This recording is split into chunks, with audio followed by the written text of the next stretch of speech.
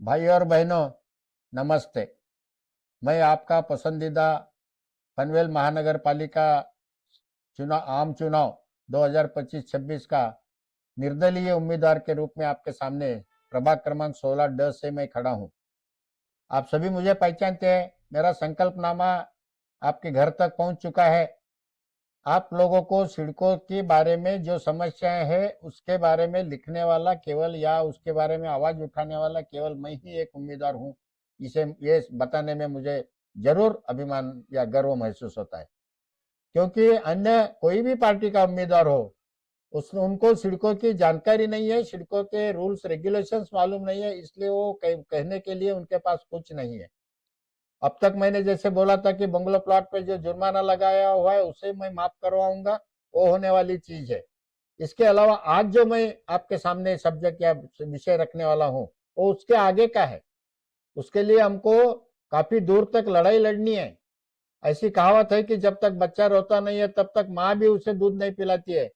उसी न्याय के हिसाब से जब तक हम हमारे हकों के लिए झगड़ा नहीं करेंगे, हमारे हकों के लिए रोना नहीं रोएंगे शासन के सामने, सरकार के सामने, तो हमें कुछ नहीं मिलने वाला है।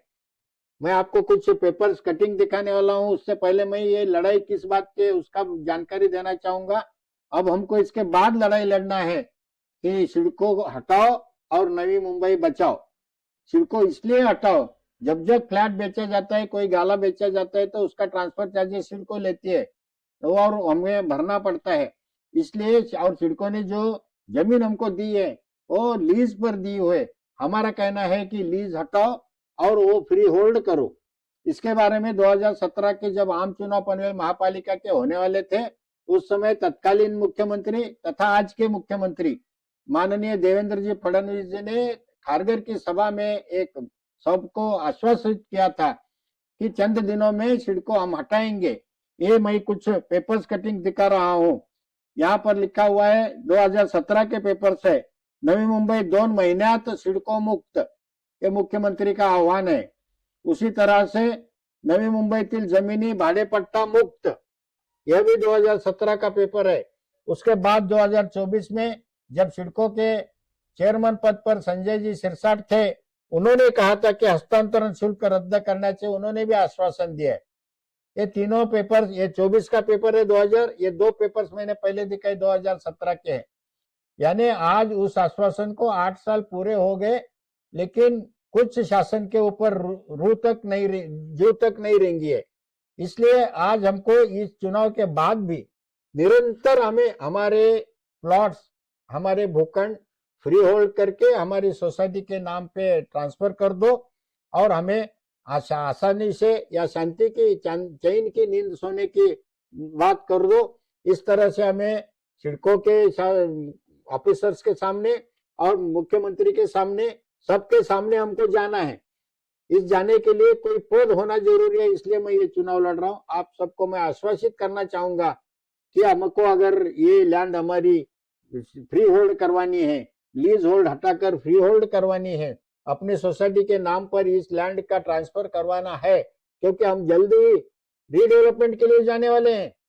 रीडेवलपमेंट में जाने के लिए लैंड अगर हमारी नाम की नहीं है तो रीडेवलपमेंट में जाते समय कई समस्याएं आएंगी, कई दिक्कतें आएंगी। सिडको प्रशासन परमिशन देने में कानाकानी करेगा। इस सबसे हटने के लिए, इन सबसे बचने के लिए हमको एक काम करना है। ये बहुत लंबी लड़ाई लड़नी है और इसीलिए अगर जरूरत पड़े तो न्यायालयीन लड़िए, हाईकोर्ट में, सुप्रीम कोर्ट में भी जाना पड़ेगा। लेकिन मैं जैसे बोला वैसे हमारी कीमत में, जब भी हमने घर खरीदा है वो 100 मालकी का खरीदा है, तो उसके साथ जो कीमत दी है उसमें लैंड की कीमत भी उसमें समाविष्ट होती है। इसलिए हमने लैंड भी खरीद लिया है। ऐसे कानूनी कार्रवाई हमने को लड़नी पड़ेगी और ये प्रूव करना पड़ेगा, उसी बाद ही हमारा ये फ्री होल्ड पाएगा। लेकिन आप मुझे साथ दोगे तो मैं जरूर आपको ये न्याय दिला के रहूंगा। उसके लिए मेरा जो अभ्यास है, मेरी जो स्टडी है, वो कोई भी ऑफिसर, IAS ऑफिसर आने दो, कोई भी चीफ मिनिस्टर आने दो, उनके सामने मैं आर्ग्यूमेंट करने के लिए तैयार हूँ। पूरा अभ्यास मुझे इस बात का है और केवल मुझे अब चाहिए आपका साथ। आपका साथ हमारे साथ है तो हम सबका विकास भी होगा। और जो मैं बोल रहा हूँ जमीन की फ्री, ये बहुत बड़ी लंबी लड़ाई लड़नी है। अगर इसमें हमको यश प्राप्त करना है तो आप आने वाली 15 तारीख को मेरे जो चुनाव चिन्ह है छाता 16 में 3 नंबर पर मेरा नाम है, उस छाते का सामने का बटन दबा के मुझे बहुमत से चुन के दीजिए। इतना ही मैं आपसे विनती कर रहा हूँ। धन्यवाद। जय हिंद, जय महाराष्ट्र।